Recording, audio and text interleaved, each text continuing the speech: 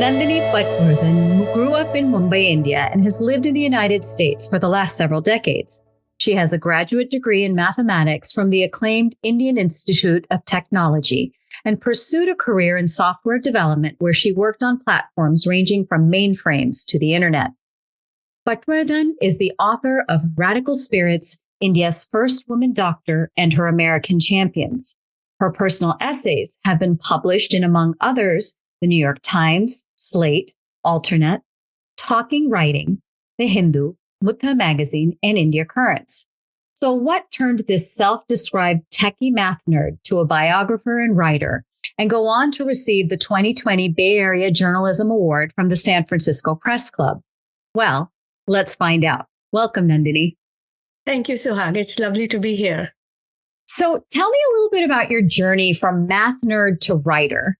Was writing something that you enjoyed when you were young, but maybe set it aside because, I think our families tend to say, do the practical thing, join STEM, or was it something that you picked up later in life? It is definitely something that I picked up later in life, until about 2002, when my children were in the 10 to 14 age range.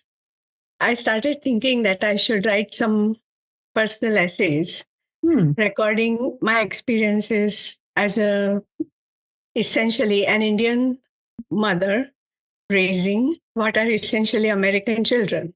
And there were a lot of opportunities for me to learn and grow. And so I wanted to write about that. And before then, I had only written letters home. I had never really written anything. I was an avid reader, but I had never thought about writing. So the writing started through personal essays. And gradually it just took on a life of its own because I realized that in the process of writing, my thinking was getting clearer. Okay. I was developing a deeper understanding of my own motivations and whatever influences I had had, which made me the person that I am. So it was more about learning how to be in the process of writing. Okay. So you've said, and maybe what you've started telling us kind of gives us a hint into what you mean by this, but I wanted you to dig a little bit deeper. But you said that over the years, you've discovered that what you write on a given day becomes a letter from your current self to your future self. And I loved that. But tell me a little bit more about what you mean with that sentence. So, for example, the first essay that I ever wrote was about, my daughter was about 13 at the time. And she was very much aware of brand names. Okay. Because in the middle school culture of the 1990s, that was the thing. Which store did you buy your clothes at? I remember those days. And this was completely alien to me. When I was her age, growing up in Mumbai, I had no idea about brands. Right. And here she was wanting to spend money, which again, I was, growing up when and where I think by American standards, I would be very frugal. So I was trying to understand that. And it ended up becoming about a 1,200 word essay. Okay. And now when I look back on it and read that essay, puts me in touch with not just my formative years, but my daughter's formative years and my formation as a mother. So it's a letter from the person that I was then to the person that I am today. And this has happened again and again in pretty much everything that I've written. Well, it's funny that you bring up brands because I still remember, when I was a teenager in the late 80s and surrounded by friends who were wearing Esprit or Jordache jeans. And I remember coming home and telling my mother that, I don't want to just buy a t-shirt at Mervyn's. Can we go, to the mall and buy a t-shirt, an Esprit t-shirt? And my mom just was so perplexed. She's looking at a t-shirt at Mervyn's that was maybe like $5, $6. And then simply because this t-shirt said Esprit across it, at the mall, it was $25. Now that doesn't seem like a big deal now, but she just couldn't wrap her head around it. I think she could have benefited. Maybe both of us could have benefited from that essay. But it is some of these kind of smaller things in the immigrant experience, and maybe it doesn't even have to be the immigrant experience, but just kind of navigating changing society and how different generations deal with that. Yeah, exactly. Yeah. So I want to kind of move into your book specifically. I know that International Women's Day, which needs to be way more than just a day, just passed, earlier this month. And so I want to talk about your book. I live here in Philadelphia, where the subject of your first book, Radical Spirits, India's First Woman Doctor and Her American Champions, Anandi-bai Joshee, came to pursue her education. So for our listeners who may not be familiar, Anandi-bai was the first Indian woman to study medicine and earn a medical degree from an American college. She left India in April 1883 and came to the United States. And in just 4 short years, she achieved fame as a historical first.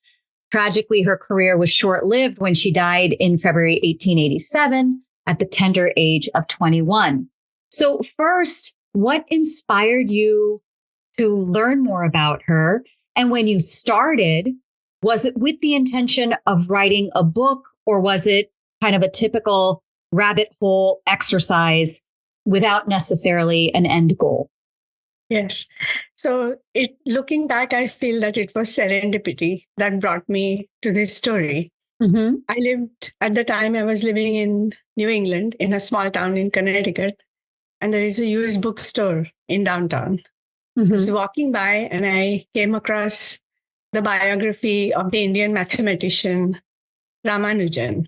Oh, okay. And I, having majored in mathematics, I of course had heard of Ramanujan, but I had heard a tiny story about him and his mentor discussing some mathematical oddity. Anyway, I picked up the book and I started reading it, and I was completely captivated. The reason I was captivated is that the author had done such a wonderful job of capturing Ramanujan's formative years in southern India and what motivated him, and his long, hard struggle to find someone who would recognize this talent and this passion that he had for mathematics. But also, the author had also done a fantastic job of explaining the backstory and the motivations of Ramanujan's mentor, who was Professor Hardy. And interestingly, it is all written so well that I found echoes of my own formative experiences in both the stories, not just in Ramanujan's story, but also in Professor Hardy's story. And I was completely just enthralled by it. I enjoyed every page of that book. So much so that I looked up the author, and he was teaching at MIT at the time. Oh, and okay. I emailed him and I said, "This is why I loved your book. It's just completely exceptional for so many reasons." And in the last paragraph, as I was closing, I said, "There is another person about whom a similar story can be written, should be written." And that is Dr. Anandi-bai Joshee. And I sent off the email message. Of course, he had moved on to other projects and he was not at all inclined to start looking into Anandi-bai Joshee's story just because I suggested it. Right.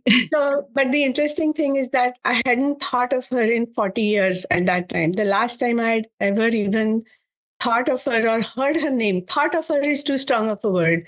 I had heard her name when I was about 10 years old, growing up in Mumbai. And after that, there had been no reason to think of her because there was nothing around me that brought up her name. Right, right. So a few months after this, and this was around 2010, the internet was a thing. The first thing we always did was go on to Google. So I looked up her Wikipedia page, but at that time, now almost over 12 years ago, there wasn't much information even on the Wikipedia page. Right. But a few months later, I was randomly browsing the internet and I came across an amazing ebook, which is called Leelavati's Daughters. Okay. And it's a collection of first-person essays written by science and technology professionals, Indian women. Indian women who are science and technology professionals. But the first chapter in this little ebook was written about Anandi-bai Joshee by someone else. Okay. Because it's like she's one of the earliest Indian scientific women who is engaged in a pursuit of science. Right. And in that profile, it mentioned that her ashes are buried in a cemetery in Poughkeepsie, New York. Not far from where you are. Yes, not right. Yeah. But this just electrified me because it suggested that there was some extraordinary relationship between Anandi-bai and the family in whose plot her ashes are buried. Right. Now, as you know, Indians don't bury the dead. I mean, Hindus don't bury the dead. Right. The Hindus cremate the body and then the ashes are distributed to a nearby body of water or something like that. Exactly. So my mind was just buzzing with questions. Why were the ashes sent back to the US? Who sent her ashes? Because she passed away in India. Right. So who brought them? Because we are talking about the 1880s. Exactly. How did the ashes get here? Why in the plot of this family? What is the connection with this family? And I only wanted to get the answers to these questions. Mm-hmm. And one of my motivations was that by this time I had been living in the US for almost 30 years. And I had formed very meaningful, close friendships and relationships with Americans among whom I was living. Mm-hmm. And so I knew that there had to be something exceptional in this bond between Anandi-bai Joshee and this family. And I just wanted to investigate that. That's how it began. And then the rabbit hole, as you said. Right. So, you write with such vivid detail about where she lived. As I'm reading it, I can kind of draw images as I'm the pictures are kind of coming into my head as I'm reading the book. And, so that's where she lived, the places she saw, the places she traveled, her interactions with various people in her life, whether it's her father, Ganpat Rao, her husband, Gopal Joshi, or her sponsor and soon to be close confidant, this family member or this member of this family that you mentioned, Theodosia Carpenter. How did you research all these places? Did you visit them, or is it also just your imagination coming through to kind of build out the external details of maybe what information is available? I mean, how much information was available? How much did you have to take maybe writer's privilege with? I have not taken writer's privilege at all. Okay. When I through my process of writing personal essays, I became very much interested in nonfiction. Mm-hmm. And I did not want to write a hagiography where, we are saying, here is this great person, here is this great person. No, I wanted to show rather than tell. And so it took me almost 10 years to complete all the research and writing. Of course, I was working full time at the time. But the reason it took that long is that I was researching and going down to the source, to the primary sources as much as I could. Mm-hmm. And so once I started thinking that I want to research this some more, I actually contacted Robert Canigal, who is the author of the Ramanujan biography. And I said, this is what I want to do. Where should I begin? I have no idea where to begin. Right. He said, and he emailed me back and he said, you can only start with what you have in your hands. Oh, I love that. And so he said, so that told me that all I have right now is the fact that the ashes are buried in Poughkeepsie. Mm-hmm. Fortunately, the Poughkeepsie Rural Cemetery, as it is called, has a website. And on the website, they have a walking tour and they have a listing of all the well-known people who are buried there. It's quite a who's who of the 19th century. And so I contacted them. I said, this is the research I'm doing. I would like to come by and see what information you have. And they immediately responded and said, you come over and we'll tell you what we have and we'll give you what we have. So I went over one day and they gave me a map of the cemetery so I could walk down the walking path and actually go to the cemetery where Anandi-bai's and Theodosia's headstones are. And they gave me the name and address of a member of Theodosia Carpenter's family. And they said, this person has told us that we can give their information to anybody who comes asking about Anandi-bai Joshee. Wow. So I contacted them and they invited me to visit them. This was in Virginia. So I traveled from Connecticut to Virginia. And they gave me copies of about 50 letters that they had. Letters that Anandi-bai had written to Theodosia. There were more of those letters than what Theodosia Carpenter wrote to Anandi. So the first thing I did after I came back is I scanned all the letters so that now I have JPEGs of every letter. And then I transcribed them. I typed them up by hand.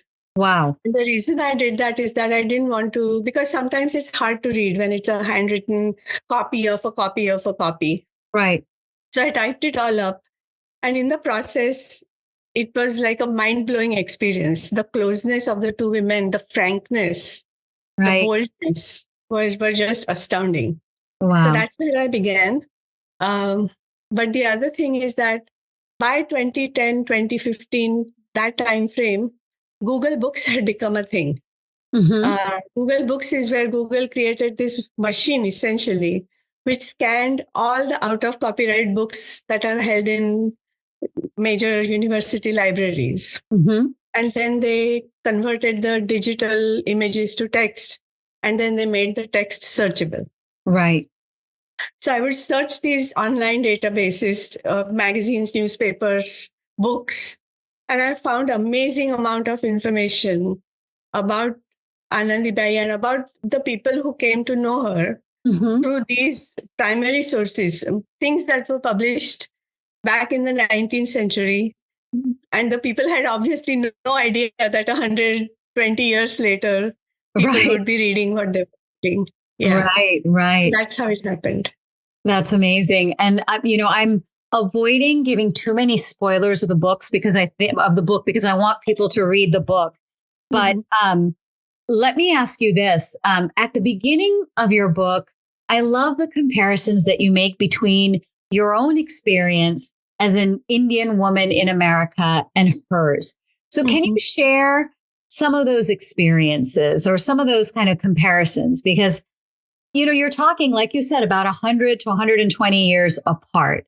What were the things that are similar? What are some of the things that were different? I think things were more different than they were similar. So, for example, she was the first person from India that people were meeting here in the US. By the time I came in the 1980s to the US, Indians were not quite as much of an unknown quantity as she was. More importantly, the country that she came to was a predominantly white and predominantly Christian country. And it was a country that was kind of, I think, riding high. This was immediately after the Civil War. Prosperity was coming to the country. And so there was a tendency to be a little unimpressed by people from unknown lands. Or there were some preconceived ideas that may not have been accurate. So in contrast, I did not face any of those things. So people were, by and large, not approaching me with suspicion. Even though I came, compared to now, 40 years ago, the United States was a much more white and a much more Christian country. Having gone through the upheavals of the 60s and the 70s, there was much more openness to the Hindu philosophy, yoga, vegetarianism, and things like that. And so my experience was very, very different from hers. I came at an older age than when she did also. Right. I mean, she was, she must have been. She was 18 when she came. Right. Yeah. Exactly. Yeah. So what were some of the challenges that Anandi-bai faced as a woman, as an Indian, and as a Hindu that just really touched you in a way and inspired you in terms of how she was able to deal with them? Sometimes you deal with things, but you don't necessarily overcome them. Like maybe give us one or two examples of those challenges. I mean, it's funny when I think of like the 1800s, because we only see things that are in black and white. Yeah. Even my memories, if I try to imagine it, is in black and white. So I can't imagine. What were some of those challenges that you found most inspiring? So the first challenge that comes to mind is her difficulty of finding vegetarian food. Even today, I'm a vegetarian, and even today, most places don't have very many vegetarian options. Right. At the same time, we have the benefit of refrigeration. We have the benefit of global transfer of merchandise. So we have many more options today than she did at that time. Right. And so there is one letter that brought me to tears because she said, writing to her aunt, Theodosia Carpenter, "I'm hungry. I'm waiting for my food to be ready so that I can eat." Wow. And that was just so agonizing to think that this person was literally dealing with hunger. We often say, "I'm hungry, I'm hangry," right? And it is often metaphorical. Right. But in this case, it was no exaggeration. So that was certainly a big challenge for her. Another challenge for her, I think, was that most places where she met people, people started out from a position of being skeptical, not necessarily prejudiced, but certainly skeptical. So in the diary of a woman named Caroline Doll, who was the first biographer of Anandi-bai, in the letters of even Theodosia Carpenter, and some other newspaper accounts, again and again, I came across this, that we saw this tiny woman, brown skinned. Right. And we didn't know what to expect from her. What is she going to do? What is she going to be capable of? Right. So she always knew that she was not only that she was on her own, but that it was, the onus was on her to make a case for herself. But the amazing thing is that again and again, I also read, and all of these accounts are in the book, where one meeting, one afternoon, one salon, and people were 180 degree, completely turned around to the point that they became her champions. Wow. Because she spoke English fluently, and she made a case for herself why she was here, why educating women is important, and why medical education in particular was so important for her to pursue. That her countrywomen were suffering from lack of access to medical care. And people saw her courage, her ambition, not personal ambition, but the ambition of bringing a better way of life for the women of her country. Right. So that was a huge challenge as well. In your research, you had mentioned that you had heard of Anandi-bai Joshee when you were younger. I'm assuming, like most things, it was maybe a paragraph at best. Yes, exactly. And you even kind of outline, like, this was her, she was married, this happened, and end of story. And that's it. So in as you're reading through all these letters, other biographies, articles, what was something that was just most surprising to you about Anandi-bai? The most surprising to me was so I described how I got my hands on the letters that she wrote from India to the United States, and then a few shorter letters once she was already in the US. Later on, I found a book that was published in Pune, India. Mm-hmm. And it is a compilation of the letters that she wrote from the United States to India, to her husband and to other people that she knew there. Mm. And there is the letters that she wrote back to India were more forthright in some ways. Okay. In some cases, she criticized Americans for their super confidence in their own culture. Okay. For example, and this will be of particular interest to listeners of this podcast, she said they think that they came up with the theory of evolution. But we had Dashavatar.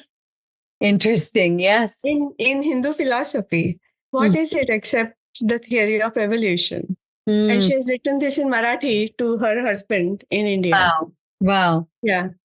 On another letter in which she described how Americans were being kind to her and taking care of her. And she said, I've come to realize that they are treating me so well, not because I am good and worthy, but because they are. Wow.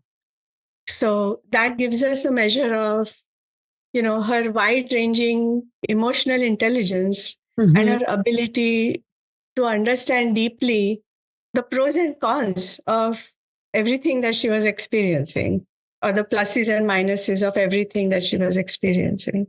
Wow. It almost sounds like a contemporary conversation. Yes. Except that now I feel that these conversations around race, religion, or, differences has become so polarized. Yes. And she's being quite forthright. And I would imagine, I know you write about a lot of other issues as well in your essays and in blogs where you're talking about, your own experiences as an ethnic minority in this country.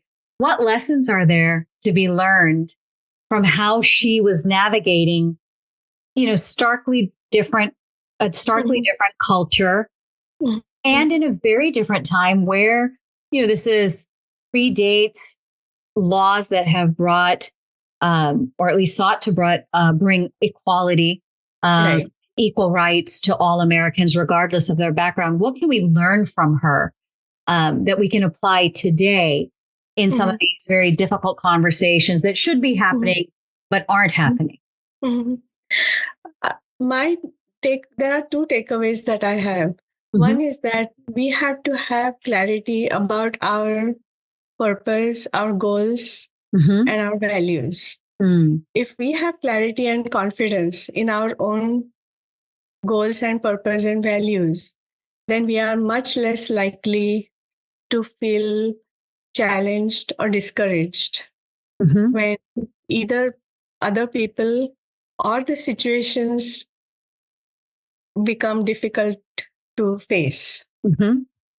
And a corollary of that in my mind is that if we meet a person who, let's say, has some preconceived notions about us based on the color of our skin, our religion, or the history in India, which has nothing to do with those of us who are living here. Right. Instead of castigating that person and blaming that person, we have to look upon it as an opportunity to advocate for ourselves in an open and thoughtful way. Right. Because if we are going to get people to see who we really are, how we see ourselves, we want to have some confluence between how we see ourselves and how the people among whom we live see us. And if we want to have that kind of confluence, every interaction is an opportunity to make a statement about who we are, so that over time, they can be convinced, even if they are not convinced in one interaction or in one conversation. At least their minds are becoming a little open. By and large, people are just trying to get through their days. They're not waking up in the morning and saying, yes, today I'm going to make someone's life miserable. Right. You can't read that into people's misguided or ignorant words and actions. Right. No, and I think that's how she lived her life day to day. Right. Where, she knows in so many of the interactions, this person has these ideas, and it sounds like the fact that she was able to turn them around is exactly the process that you described that can be used today. That can be used today. And if she could accomplish that in a time when the obstacles were far greater, when there was far greater ignorance in American society about India, then certainly in this day and age, we ought to be able to do that as well. Right. So I really want to encourage our listeners to get Radical Spirits, India's first woman doctor and her American champions. It's really a beautiful read. I really enjoy your writing style and all of that. What else are you working on these days, and where can people read your work? I have a blog on Medium, on medium.com. It's medium.com/Nandini Writer. So there, I published some of my writing there. I published quite a number of essays on a Substack called Free Black Thought.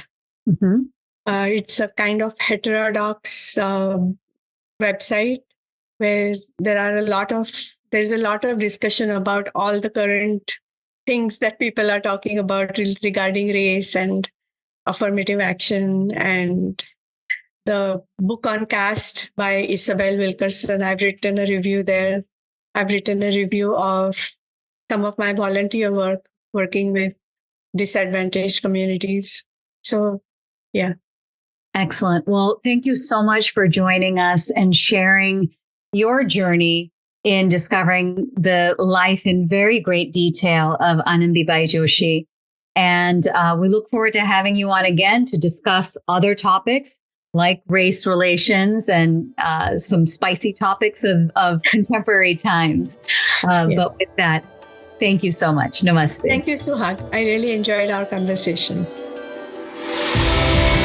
Well, that's it for this episode of That's So Hindu. If you enjoyed it, please take a minute and leave us a nice 5-star review. It's how you can help the show get discovered by more listeners. You can help ensure that more of these get made by making a donation to HAF at hinduamerican.org/donate. Thanks again for listening.